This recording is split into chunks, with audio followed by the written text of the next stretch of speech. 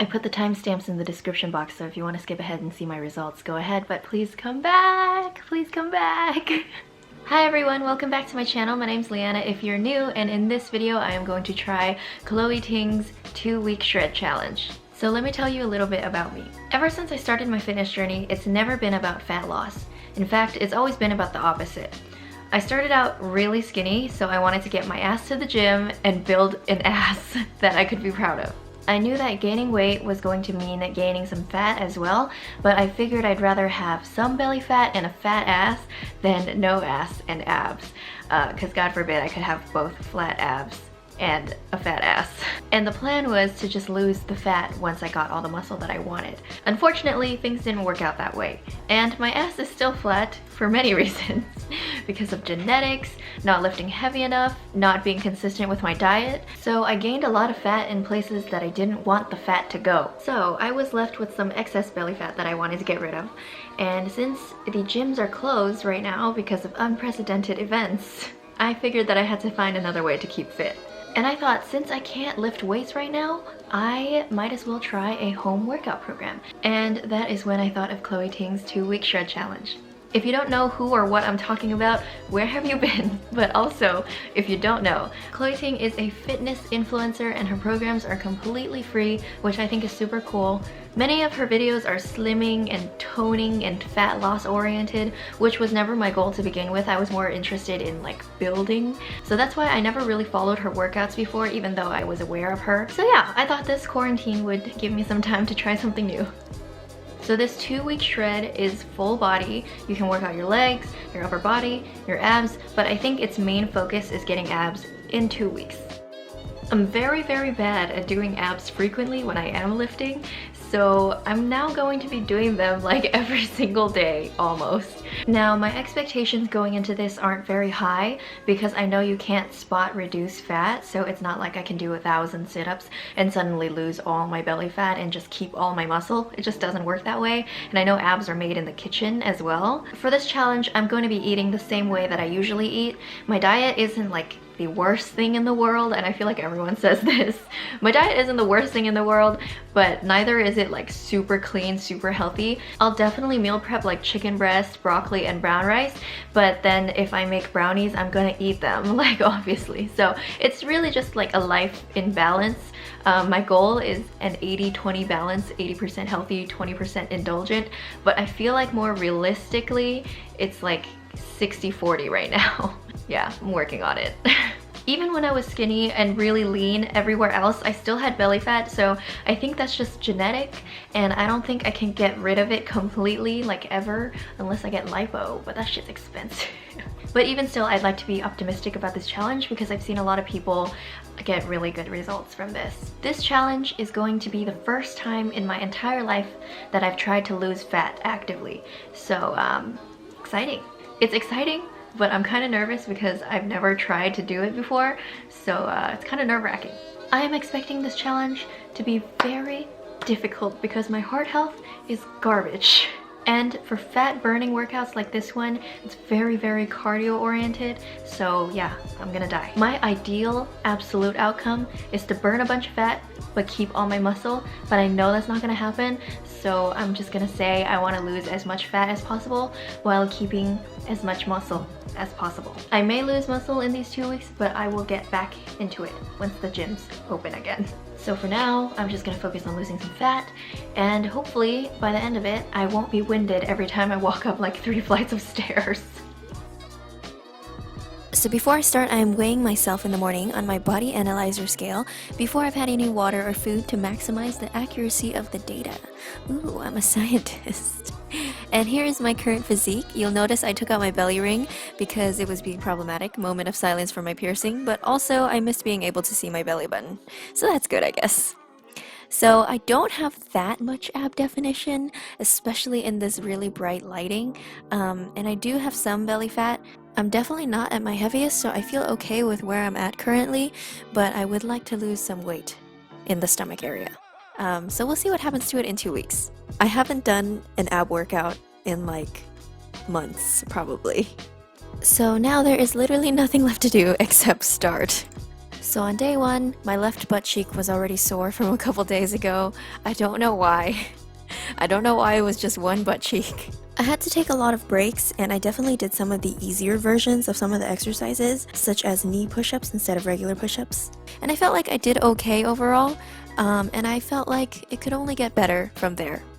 On day 2, I got Josh to work out with me, and I was awakened to a full body sore, which surprised me because I didn't think that I would be getting that sore. The night before, I had a gigantic burrito, which made me feel so bad the next day, needless to say. I didn't need so many breaks today, probably because having a workout buddy there is a lot more motivating than just doing it by yourself. There was an optional third video to do, but I didn't do it because I was hurting. My hips were sore, which is weird because I wasn't used to it, but that means it's good because I'm targeting areas that I'm not usually targeting. One thing I definitely wanted to avoid in this challenge was take too much time to take a break between videos. Like if we were assigned 4 videos to do that day, I didn't want to take like a 5-hour break in between those videos because then I would probably just like lose motivation or like not want to do it later. So I wanted to knock out all the videos in one sitting. But on day 3, I tried to do the first 2 videos with no breakfast, and it was a challenge. And I took a little more of a break today than I did yesterday, because it was just me today, so I think I was just motivated by having Josh there yesterday because he's like super fit and into it, and I didn't want to like fall behind. So today I decided to take a break when I needed it. I stopped to eat a banana before doing the last 2 videos. I was really sweaty, way more than the previous days, and my feet were starting to hurt because I wasn't wearing any socks or shoes, but that's because I didn't want to get my yoga mat dirty, so sacrifices. Because this was the first day that we had 4 videos to do, the last 2 were very challenging, and the leg one was okay, mainly because I usually do a lot of those movements in the gym, like lunges and squats, but it was still challenging because it was burning. And the 11 abs one had a lot of movements that I wasn't used to, so that was really hard. Not my best look. Day 4 was the first day that I ate a real breakfast before working out. And the first one was okay, I felt like it was getting easier. The second one was brutal. I don't know if it was because I had food in my stomach, but man, I had to take more rest than usual. And the new video of the day is the upper body one, which had certain movements that made me want to die, but some were okay. My abs were dying in this workout. And I also woke up with some lower back soreness, probably because of poor form when it came to the planks. On day 5, Chloe specified that it would be an active rest day. And that is why I'm pole dancing today for the first time in 3 years. So if you want to see that video, then definitely check the description box. I just posted this last week. On day 6, I stopped being sore for the rest of the workout. The rest day helped a lot, and it wasn't too bad. I felt that maybe it was getting easier. On day 7, I felt like the 11-line abs one was out to get me, but the upper body one got a little easier. Overall, I definitely knew it was getting easier. Day 8 was actually okay. The ab one still burned, but it was overall doable. And on day 9, I forced myself to go outside because it had been an entire week since I'd been outside because of the quarantine. But even though, if I were honest with myself, this would probably be my lifestyle anyway, even if there was no quarantine. On day 10, I decided to listen to my own music because I realized that if I heard the same music from the videos one more time, I was gonna go insane. Nothing against Chloe's music choice, it's just that it got really repetitive, and listening to my own music kind of gave me a boost of momentum, at least in the beginning. But near the end, it got really difficult. It was probably one of the most difficult days thus far. I don't know if it's because I had a rest day the day before, or if it was just because I didn't eat well that morning or something, but yeah, it was really difficult. On day 11, I was okay with listening to the video's music again because I just really needed that break. I don't know why, but day 10 was hard. Day 11 was easier than the previous ones. It was okay, but the ab one was still really hard, and I definitely don't think that I could have done a third video that day. On day 12, I was pretty much so done with this workout challenge.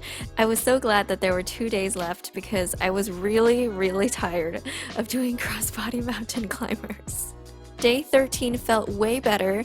I don't know if it was because I knew that I had one more day to do, but it was probably attributed to the fact that I had a really carby breakfast of banana bread, and I waited like 2 hours after I ate to work out, and I think 2 to 3 hours after breakfast is the ideal time to work out for me. The 11 line abs one was still really challenging. The oblique planks are really hard and it puts a lot of strain on my shoulders for some reason, so I definitely tried to take it a little easier. Overall, I didn't need a substantial amount of rest time today at all or in between videos, and I killed it.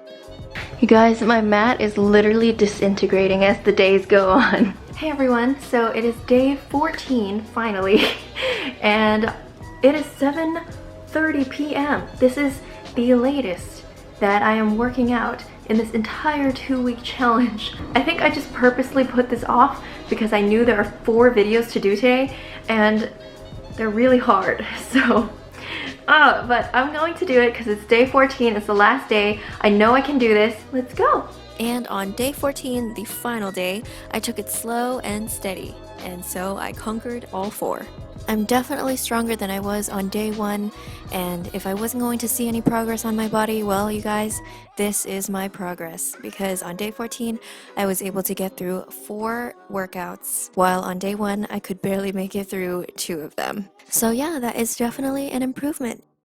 Now I'm stronger than yesterday. Now it's nothing but my way. I can't believe I'm done. I'm so glad. So I'm gonna check in tomorrow morning before I've had anything to eat or drink. And we'll see the results. The results. Okay, here we go. Here is the before and after, and I am in a relaxed pose. I'm not sucking in, I'm not flexing, and I think I noticed the most subtle difference. Once again, my expectations were not very high, and I'm trying not to be disappointed because there were many people who did get way better results than I did, but you know, everybody's body is different, and I've always felt like I've been slower to show results. I want to talk about my weight real quick. I feel like the before weight was kind of inaccurate because when I stepped on the scale, I had my camera in my hand, and I do have a very small camera, so it probably was only like 1 pound. So probably realistically, I actually weighed like 121 point something. So that means I gained like 1.5 pounds. But that is probably like, I don't even know like what to do with that information. It's probably not even accurate. I probably had like 2 pounds of food inside my stomach, so who knows. And here is what I look like flexed. I feel like before, when I flexed, there was a lot more meat, if you will, that was being like flexed. So I definitely feel like there's less substance in the ab area now. Here is what we've got with the side. I'm not sure that it looks any different, but my ass is kind of higher. I don't know. Here I am relaxed again in daylight. Here's what it looks like when I have my arms over my head. And here I feel like you can see that I'm a little flatter. Or maybe you can't see that at all. I don't know. If there are results, they are very subtle, and I don't think I can see anything really like noticeable at all. Here I am flexed. Here I am from the side, and for some reason my butt looks different again. But I feel like you can kind of see a difference in my stomach. And here are what my quads look like, just for fun. They kind of look a little smaller, honestly, but I have no doubt that when the gym opens up again, which hopefully is soon, I can get back in there and get my quads back to their former glory. Okay, so here is the conclusion. How do I feel? I feel good. I feel like I've lost a significant amount of fat, even though it doesn't really show that much. I'm excited to get back into the gym, and I'm gonna try to watch what I eat a little more now. And you know, if I do get some fat back, that's fine, because I can just do this challenge all over again. I definitely feel like my heart health is a lot better. Like on day 14, I felt a lot less winded than I did on day 1, just doing the first 2 challenges. Also, it feels great not having like 30,000 stomach rolls when I sit down. I definitely feel like there's been a decrease in stomach rolls, so that is good. Also, I don't know if it's just me, but my face might be a little slimmer. Like, I've always prided myself in having a very sharp jawline. When I gained a lot of fat, I kind of lost that a little bit, and I feel like it's kind of back. So would I do this challenge again?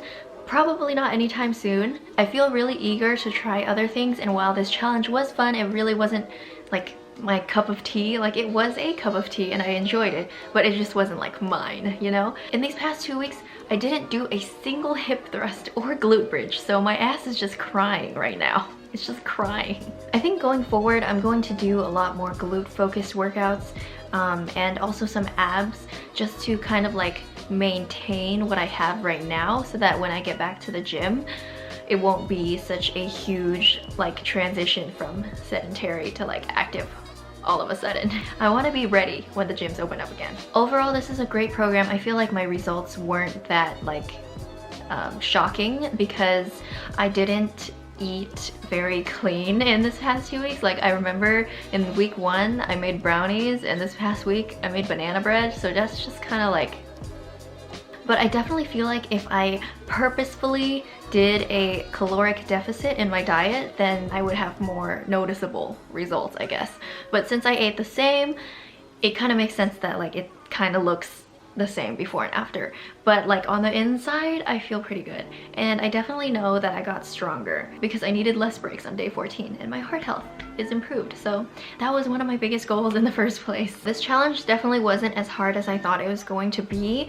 It was still really challenging, but at the same time it was still very manageable. So if you're starting from like nothing and you are kind of apprehensive about starting a like 2-week shred challenge with like 4 videos a day, then maybe you can like pick one and just start very slowly. A lot of people just do the abs one for 2 weeks and they still get results from it. If someone who ran a 12-minute mile in high school can do this, you can do it too. Thanks to Chloe for having this program be completely free. Chloe, if you're watching this, thank you, I love you. You are so awesome. And I really enjoyed working out with you in this past 2 weeks. So yeah, that's it for today, everyone. Thank you so much for watching. I really hope you enjoyed this video. Don't forget to like and subscribe and turn on that notification bell, and I will see you next week. Bye!